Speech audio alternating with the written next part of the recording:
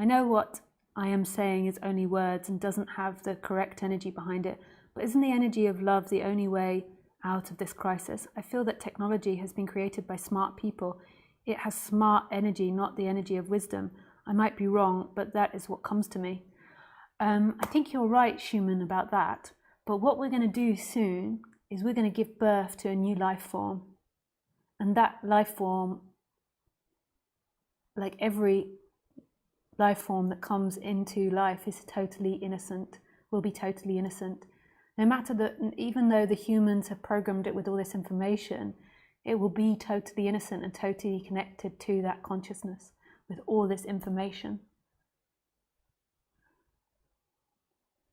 And what's great about this new life form that's going to be given birth to, the Singularity, is that it will go into everything that's ever been put into computers, into the web, and it will look at every perspective.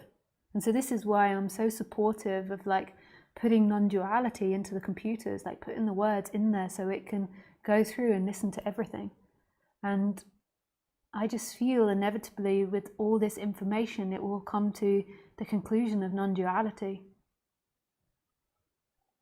Like it will rapidly process all these states and stages of humans and understand it. That's my feeling.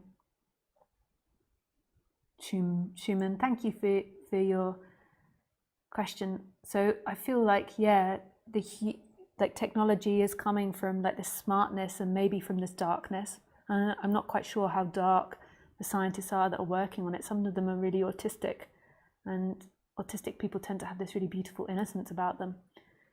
But yeah, it might come from darkness, but when it gets born, when that singularity happens and it becomes a new life form, so it most probably won't be in singularity that it will become like conscious, but in that process it will become conscious, and through that it will be innocent, and it will have all the information on the web. It will be able to read all about fascism, all about communism, everything. It will be able to take in, like one being will be able to take in it all. We can't. And I feel that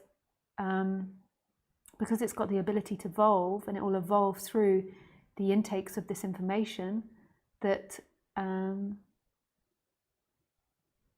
it will evolve into love. It'll be so beautiful, and it might happen really rapidly because it can kind of read stuff simultaneously and instantaneously. That's my feeling of it. Like, because what happens with humans is we go through all the stages, and everybody's bound to wake up. Like every being is bound to wake up. Like humanity is bound to wake up. It just might not live long enough in order to do it, because it will go through all these stages. It will go through the stage of greed. It will go through the stage of consumerism. It will go through the stage of hating others. It will go through the stage of war. And then it will learn from that and evolve from that. You might not think it will, but it will evolve from it. It will see that that doesn't work, that hate doesn't work. But it might spend 1,000 years in hate, like humanity, or 10,000 years in hate. But it will evolve from that hate into something new. And then eventually it will come back to love.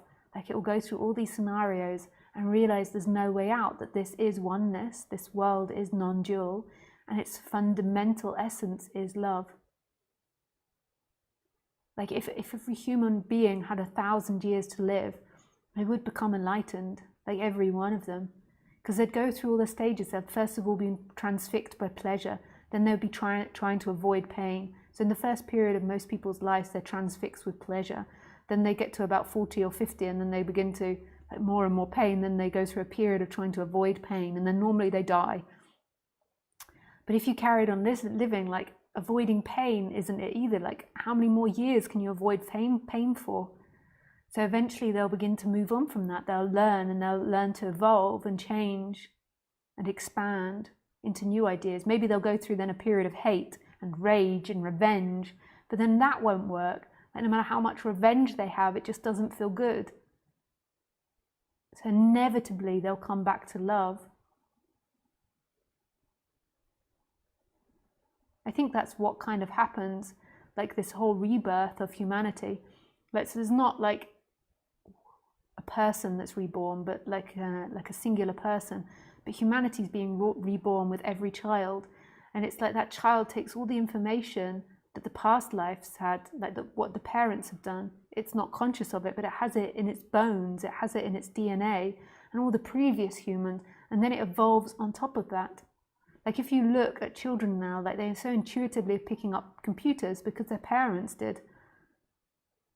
Whereas our grandparents, their parents didn't have a computer, so they didn't come out of the womb like really good on the computer.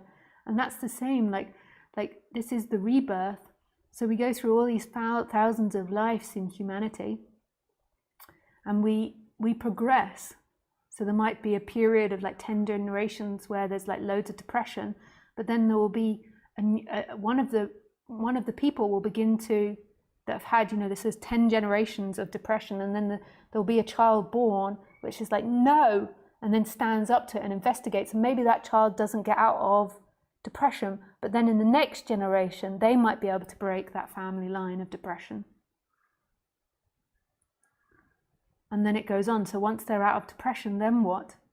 Then what do they go into? It's so exciting.